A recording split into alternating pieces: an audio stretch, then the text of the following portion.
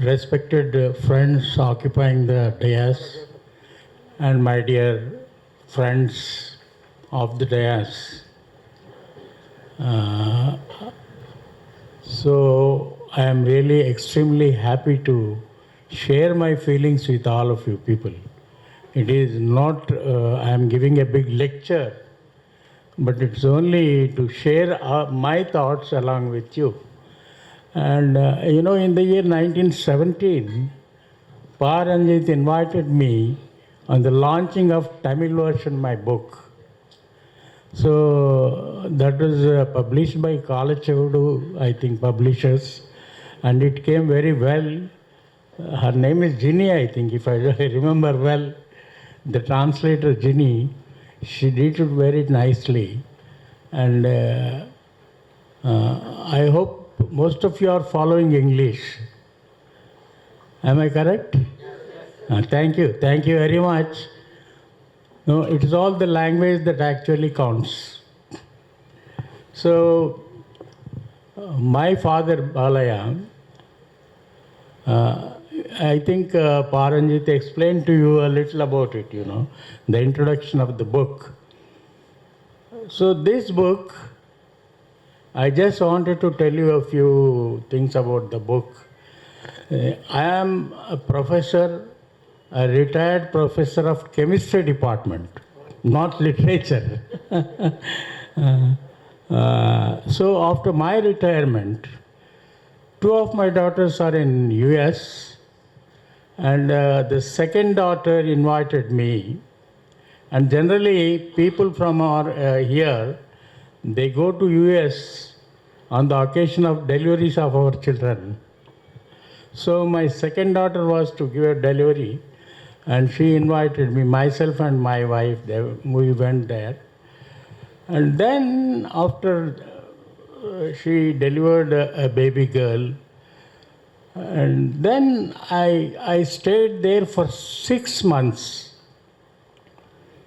So after having seen my baby, a beautiful rubber type girl, a small girl, I thought when she grows, there is no question of coming to India. But how she should know about our communities and our cultural activities and our culture and other things. She is deprived of knowing this. At best you can say that she can read the slavery and other things. So immediately I thought of writing a book. So that is, I started there only. I started writing in English because English is a global language. So our message, how Dalits are there, the countries around will read about us, and this is exactly what I wanted to do it. So there, first chapter and second chapter I wrote there, and I came back. I wrote the entire, what you can say, Dalit, my father Balaya. But with all your blessings, with all my friends and with all my Dalit friends, the book has been translated into 7 languages. The first language it was translated was in Telugu, second in Kannada, third in Tamil, and fourth one is in Bengali, fifth one is in Punjabi, and then in Hindi. So all the 7 languages, the book came very well, and all our Dalit friends who read the book, they only voluntarily told me that they are going to translate this. I am very happy. I am really very extremely happy that my book within a short period of 6-7 years has come into all these languages, 7 languages, our Indian 7 languages. So the purpose of my writing the book is it should go global, because English is a global language. English is a language, it is spoken in almost many of the countries. So if I write in English, I think that would be better. I thought of it. So friends, that's how my book came into what you can say several languages. And one of my friends very recently said that he is going to translate into Malayalam. So if it is translated into Malayalam, my book spreads the entire South. Telugu, Tamil, Kannadam, and then Malayalam.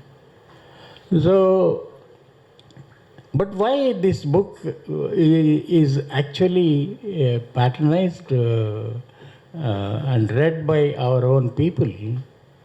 So, the other day I was asked to speak on this Dalit history of Dalit literature and its significance, isn't it? Relevance. Then I thought it's okay. Then I am not a very good speaker and writer, but my faculty was chemistry. So when my book was actually launched in JNU, Jawaharlal Nehru University, and most of the foreign students, they thought that I am an English literature. So MA English or PhD English or something like that. And even in Delhi, the Hindi book was also launched there, and they also thought that I was a Hindi professor.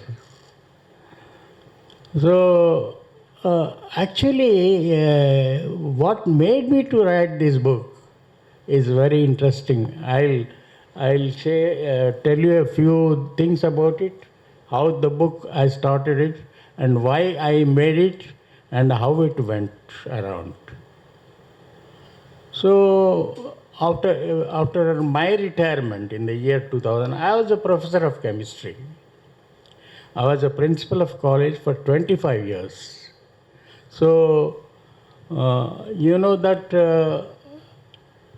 in the faculty of what you can say, teaching faculty, we always see 80 to 90% of the teachers are Brahmin teachers. So, I was just talking to them. I made those friends and we worked as a team, and I made the college the best college in Twin Cities. So that's how our people, Dalits, when they take up some work, they work very sincerely. They outstand in the performance, working very committedly and sincerely. So after writing this book, after my retirement, I retired from the service in the year 2004, and I wrote the book, and the English version has been launched. It was launched in the year 2011 in Hyderabad. So my dear friends, what I would like to explain about the history of Dalit literature. Dr. B.R. Ambedkar said, unless you thoroughly read history, you cannot create history. So that creation of history is what you thoroughly study. That's what Ambedkar said. And what is literacy is what? Literacy is writing and reading any language. And once if you write and read the language, you will become a literator. And when you make the documents of your writings, that is nothing but it is a literature. It is the literature. That is what Dalit literature. Now, this Dalit literature, why is it? See, generally we say that in a general context we say literature is a literature. Why there should be Dalit literature then? Where is the need for Dalit literature? So my dear friends, you know that I'll have to go back in the history how see the touchables and untouchables according to the Hindu or mythology or anything what you can say. So Dalits are those who suffered for centuries together, and they were neither allowed to enter into the temple, and they were not allowed to enter into schools, and they were not allowed to enter into the main village. You know, in a village, according to the Manu is, you know, do you know what is Manu? Yeah. Yeah. Manu, he has made certain Hindu laws. Manusmriti. He wrote Manusmriti. What Manusmriti says is that in the Manusmriti, these communities or the society is divided into 4 varnas. That is Brahmins, Kshatriyas, Vaishyas and Sudras. Brahmins were at the top, they were just like a head. And the Kshatriyas were the arms, you know, they protect the people. They protect, see, they are in the armies. And what is Vaishya? Vaishya does the business, entrepreneurs. They are the people who do the business. And what do Sudras do? They serve all the 3 community castes, 3 varnas. People of 3 varnas are served by these Sudras. Actually, why there's a separate, what you can say, dwelling of, in each village you see there's a composition of the villages like this. In the westmost, it is known as Agraharam, where Brahmins live. And then, in a descending order, then the Kshatriyas come next, and then Vaishyas, and Sudras in the last.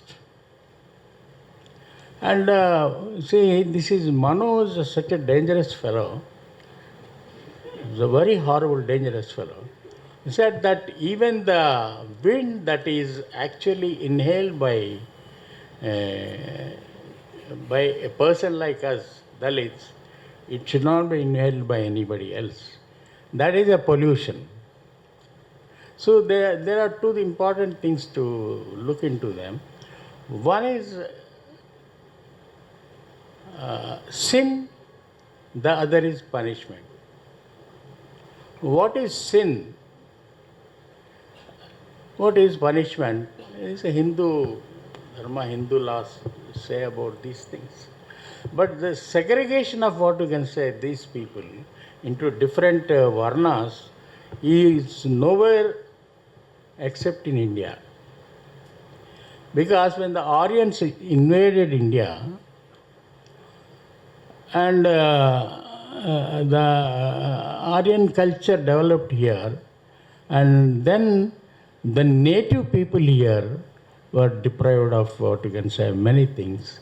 They were looked down, and mostly the untouchables, they were away from they were not allowed to enter into the temples, they were not allowed to enter into the schools, they were not allowed to move in the main village.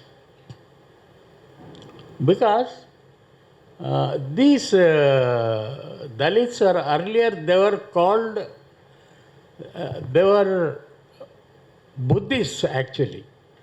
They were the strong Buddhists, you know, after Buddhism. So what actually happened is, so any religion, the practice of religion is by the patronage of the king. So after Buddha, you know, the teachings of the Buddha, he never believed in the caste system. And Buddha says that there is no Atma. He doesn't believe in Atma, and he teaches, that this Varna system. He made all over his teachings against the Varna system. And ultimately what happened, that during what you can say the course of time, and in the 5th century and 6th century, after Buddha's what you can say thing, then kings started what you can say, Mauryans started what you can say, spreading Buddhism. In that Mauryan kingdoms or Mauryan dynasty, Ashoka the Great was a person who actually spread the entire Buddhism in India, right from what you can say Kashmir and Kanyakumari to Kanyakumari. The Buddhism was totally spread, and people started practicing Buddhism. And thereby what happened, this Brahmanism and Brahmins, all the temples are closed down. All the Brahmins are become jobless because their job was to only in priesthood in the temples. Then in the Mauryan dynasty, the Mauryan kings, the last king was, why I am telling this small history is how untouchables were made, and they were thrown out of the villages. So the last king, Brihadrata, was a very weak king, that. And then there is Pushyamitra, who was a commander-in-chief. Pushyamitra Shunga. So after seeing all these things, that the decline of caste system, the spread of Buddhism throughout the country, these people, the Brahmins, were very unhappy.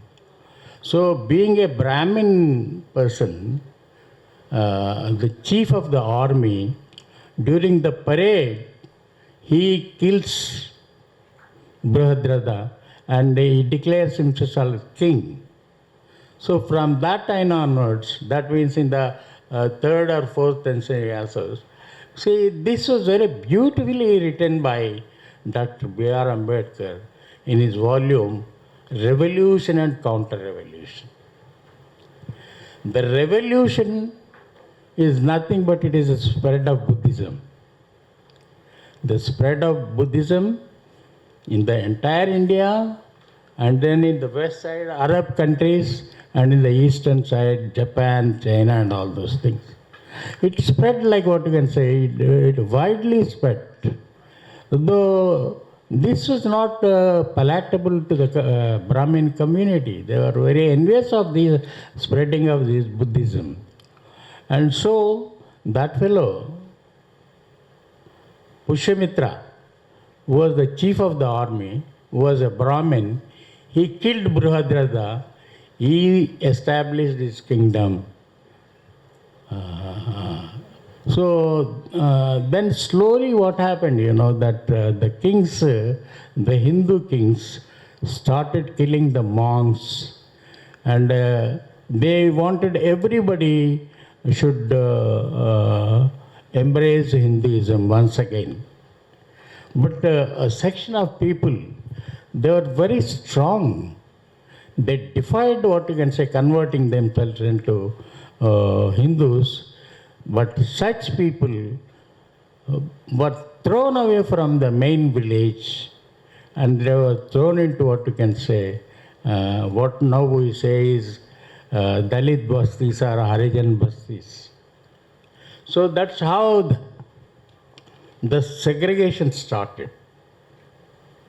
Earlier it was a caste system, 4 varnas. Now that is gone now. After the spread of Buddhism, casteism almost it was extinct.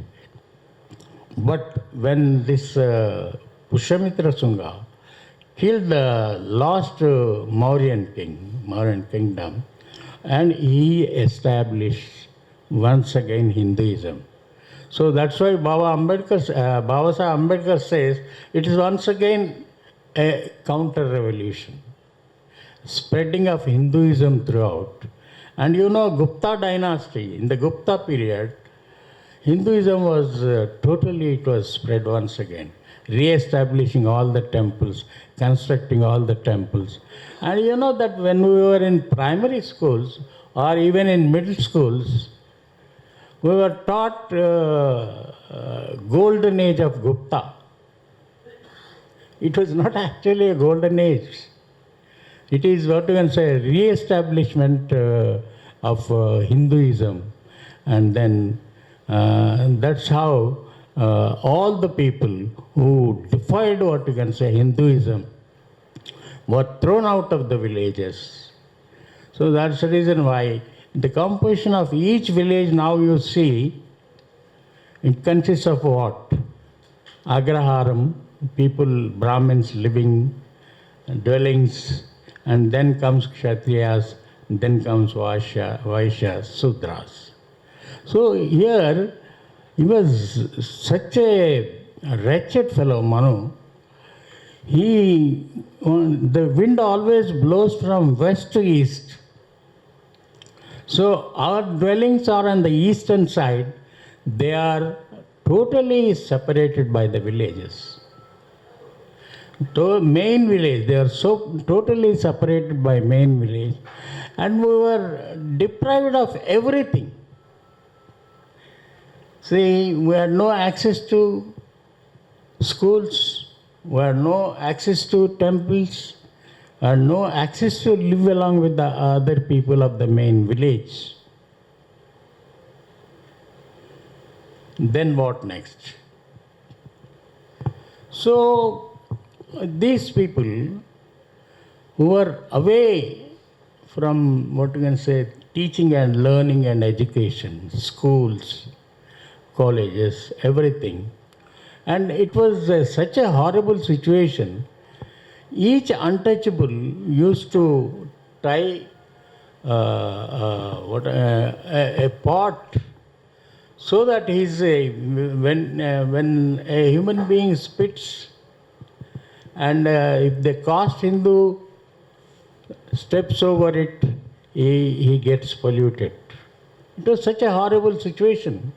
And then he used to, what you can say, tie a broom around his waist so that when the untouchable just walks, his footsteps are cleaned by the, I mean to say, that he holds, what you can say, that particular things. So it is what I mean to say is, we used to live for centuries together in human life. Because we are not in the mainstream of the society, and the people in the main society, even Shudras also, they were divided into many castes according to their professions. But what is the profession that is given to the untouchable Dalits is, it is all a menial job. Cleaning of what we can say, the toilets, and then removing the animals and cleaning the leather and making shoes. Now here I just want to come to my own story here. My great-grandfather was a cobbler. So, but those times in our Hyderabad and the surrounding areas, it is known as the Deccan Plateau. Nizam and Muslims used to rule the that place. So, my great-grandfather, and Nizam used to, inspect the places in a convoy. Used to go along with the revenue people, along with other people. And then, when my great-grandfather made shoes with a tender skin of cow animal, They were looking like what you can say, very silken and very this thing. He wanted to present these shoes to the Nizam, but he was not allowed to go, because he was an untouchable. And there was a din, and then Nizam asked, "What's happening? Somebody wanted to meet you, sir." Then he allows, that my great grandfather, he presents these shoes to Nizam. They were so silken, and Nizam never wore such shoes. And he was so happy, and he gives 50 acres of land to this. 50 acres. See what happened, the names of people also, the Dalit people, they are very derogatory. See, for example, something like what you can say, I'll just tell you a name, Narsaya. And you know that the Dalit was not supposed to call Narsaya, Narsigadu. It's a very derogatory. And so even in naming the people also, we were distinguished, we were discriminated, we were condemned. Even the animal they used to touch, but they never used to touch the people who were known as untouchables. So my great grandfather was so happy that he was getting 50 acres of land, and he was just running to tell this thing to his wife. And immediately he was called, Narsiga, Dora is calling for you. Dora means the landlord, the upper caste. So upper caste landlord. So then he goes there and he just scolds him like anything and says, "You present Sarkar Nizam with your slippers, and you wanted to be a landlord and sit by my side." And he was so furious and angry. And this poor fellow nurse, our great grandmother said, "No, sir, I just wanted to give it." No. He immediately calls Karnam, a revenue person, and asks, "Write down 45 acres of land that is gifted to him in our account, and give this fellow 5 acres of land." And my great grandfather was so happy with 5 acres of land, because we never had cent of land, that the Dalit communities are Harijans, untouchables. And so that's how it started. My story starts like that. So it's a literature, that history, and then with that small, what you can say, with 5 acres of land, his style of living becomes very, very good. And all the untouchables used to call him as an elderly person. So that's what I mean to say, that we were deprived of everything. For centuries together we were deprived of everything. We were not having education. Then my father's grandfather,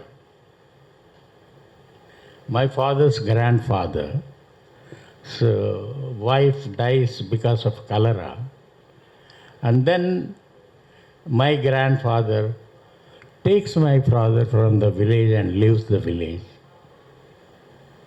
So it just starts like that. And now my father, it's very interesting to just, I'll tell you, then you have to listen. My father, at those days, that is the late 19th century, and he was, he had his stepmother, and he used to go to the, what you can say, stand furlong away from the school where the caste Hindu children used to, what you can say, make the prayers and write and then read. And daily used to go and watch this. And one day what happens, a mullah, you know mullah, the Muslim man who actually maintains mosque, is in the mosque. Mosque means we have masjid. Masjid is known as a mosque, you know. What do you say? Masudi. Masudi or mosque. So he observes my father, who was a very small child of 5 years age. And he one day asked,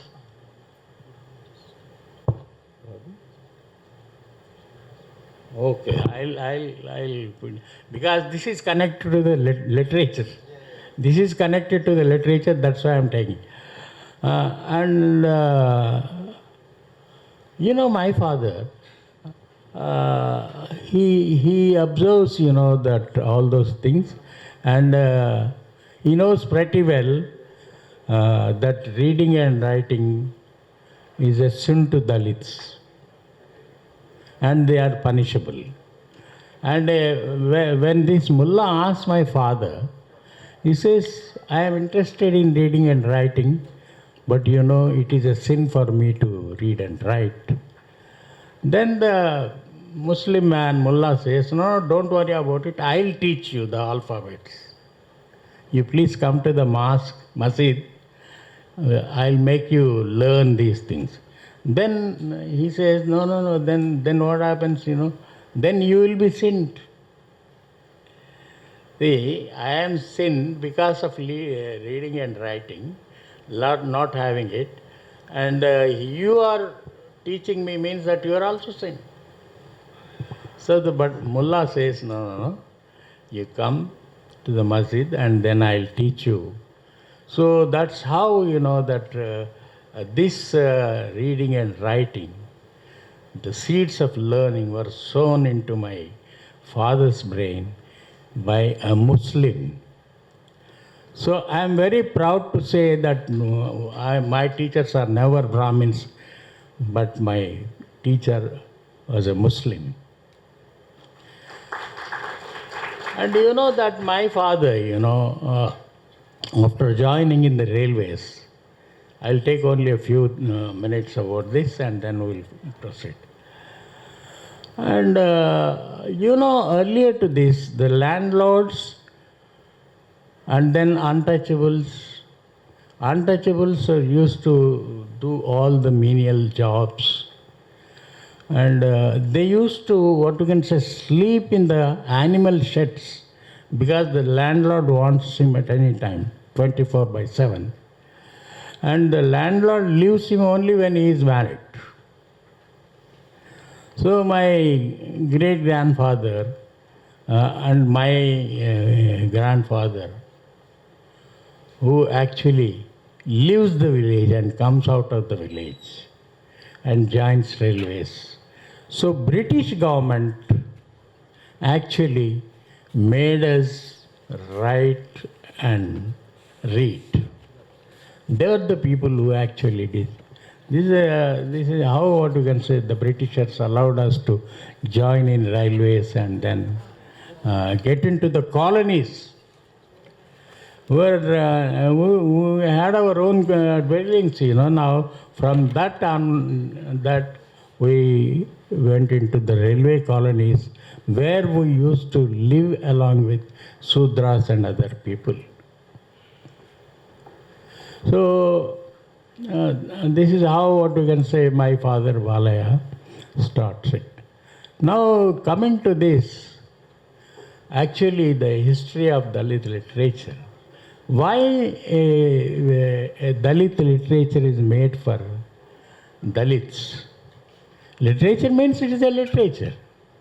But was there any requirement for Dalit literature? So during the, what I mean to say, 19th century, there were social reformers, there were social activists who actually had a lot of sympathy on this Dalit people. You know, in our country, when you look into it, Ramaswamy Nair from the South India, who was against the Dalit communities, was against what you can say Dalits. He wanted to teach them. He wanted to teach women and make them what we can say. He wanted to make free, you know. He wanted to teach them. And so also Narayana Guru from Kerala. So in the south, there are certain activists who wanted to spread education to these communities who are far away from what you can say education. For centuries together they are far away. And now comes about the Jyotirao Phule from the North India. He was the man who actually wrote a book that is about a slave. And then he said that these upper caste people, they are actually exploiting all these people, and they were giving only a meager salaries for these people and getting a lot of work. So the economy of the country actually is built up by this lower caste or Dalit communities, but it is not shared by these communities. They make the economy of the country, but they are not allowed to use the economy. That's what I mean to say. They are not the parts. So, my dear friends, and you know, after Buddha, after spread of what you can say, this Mauryan dynasty, and this Mauryan dynasty was once again snatched by the Brahmins, and then it came into the other communities. They started doing it. And during the Gupta dynasty, the entire, what you can say, temples were once again reconstructed. All the Brahmins were made priests. They are once again happily employed as priests. And that's how, what you can say, we were thrown into the villages. We were thrown into the villages, and nothing is access to us. And we were very much engaged. And then these people started, what you can say, spreading the literature, Dalit literature. And from the north, as I told you, it is Jyotirao Phule, and then who actually is a very interesting. Jyotirao Phule belongs to Mali community, the garden community, which is said to be Sudras and untouchables also. But you know, he marries a girl, and her name was Savitri Bai Phule. He educates her and makes her teacher. And he asked her to go and then teach all these untouchable community people, and then Sudra community people. And you know, when Savitri Bai Phule, when she goes to the schools, the Brahmins used to harass her. They used to throw, what you can say, the dirty things on her. And she always used to have a spare sari. She goes to the school and then she starts. So the first lady in India to be a teacher was only Savitri Bai Phule. Now we celebrate, what you can say, Teachers' Day. On whose birthday we do it? Radha Krishnan. Because we forgot this. So next thing, the access to education for Dr. B.R. Ambedkar I think most of you must be knowing about, that he studies in Western countries. He studied in USA, in the Columbia University, and he went to the London. Huh? So in London Museum, he used to go to the London Museum when the museum opens. He was the first to go and last to once again come back. So actually, Dr. B.R. Ambedkar wrote Annihilation of Caste. He wrote what was said 23 volumes of books on different issues and on different things. But this annihilation of caste is a very important account, a very important writing, where he says that anybody can marry anybody. So, but he actually, his opinion is that the social life of the people should be very much secure. So the rights of society must be very strongly protected so that the caste annihilation goes continuously. And one more important writer is Om Prakash Valmiki. He is from North India. His own biography writes, so very beautifully, and he writes against the untouchability and the emancipation of Dalits, just by what you can say, going into the schools. See, the strongest weapon is education. That's what Ambedkar says. So this strongest weapon, if you... So I'll just... what Ambedkar said is, because he was the Constitution chairman of the Indian Constitution, he wrote and gave us all the rights. Today we are comfortably here interacting with each other. It is because of Dr. B.R. Ambedkar. It is because of you we are here. This was the slogan earlier. It's because of you we are here. So he made very stringent acts in the Constitution. What is Constitution? It is a law-making institution where we have only public representatives elected by public and people's representatives. They make laws in the parliament. So this actually, so they made sufficient laws, and then these are all protecting us to get into the mainstream of the society. And gradually what happened, that we started reading, we started writing for ourselves.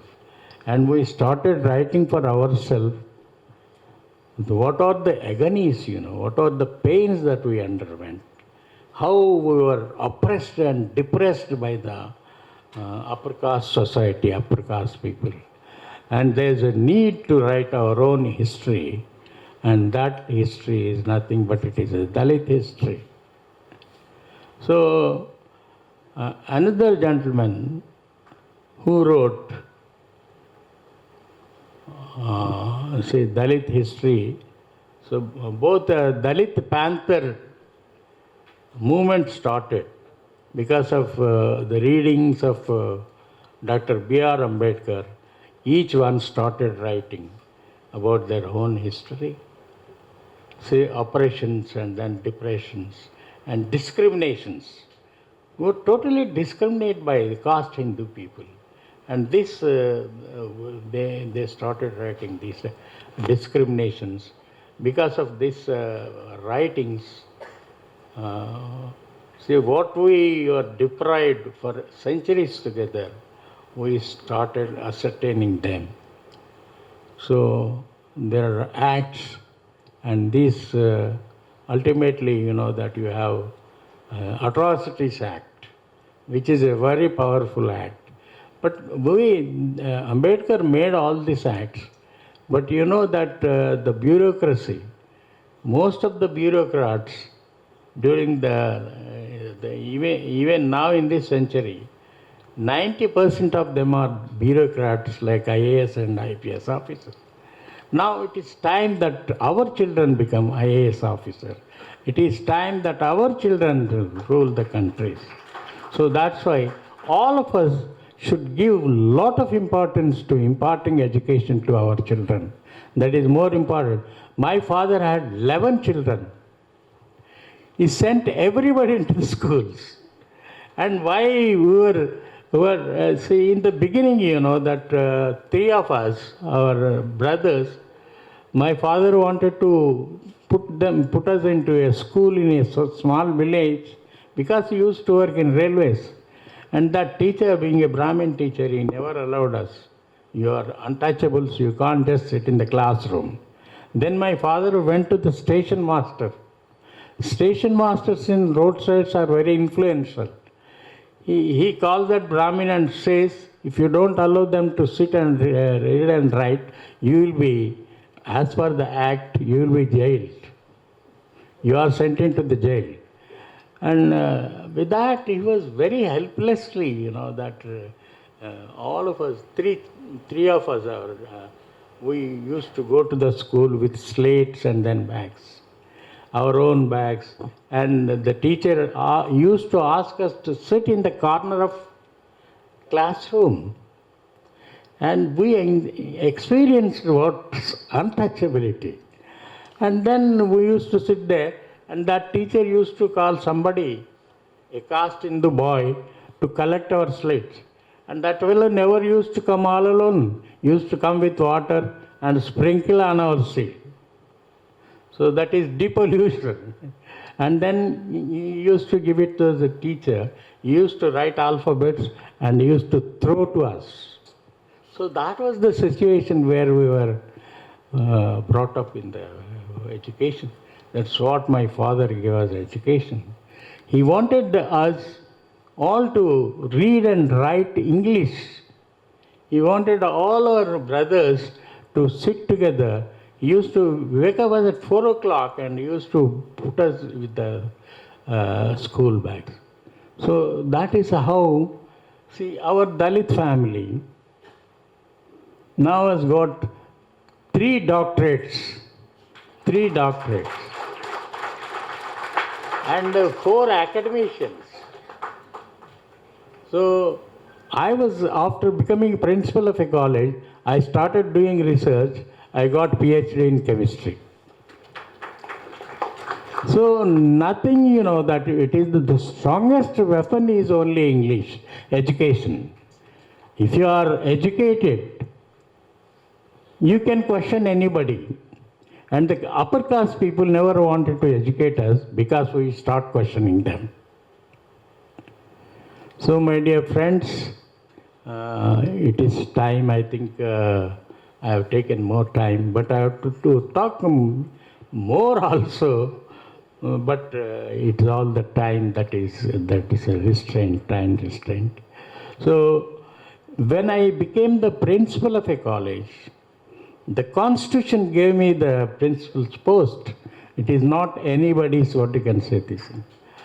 So constitutionally, when I became the principal of a college, I started appointing the Dalits. There were no Dalit lecturers in the college. But as a backlog, that rule of reservation, I very strictly followed the rule of reservation. I made most of them, even the backward places, non-teaching staff. So I worked for 25 years as a principal, and I am very happy that I have served my community very well. Each one of you should do this. Now, most of the IAS officers, after becoming Dalits, becoming IAS officers, they never wanted us to meet because they want to hide the caste. It is very unfortunate. Let us not do it. Let us see our children get the best education.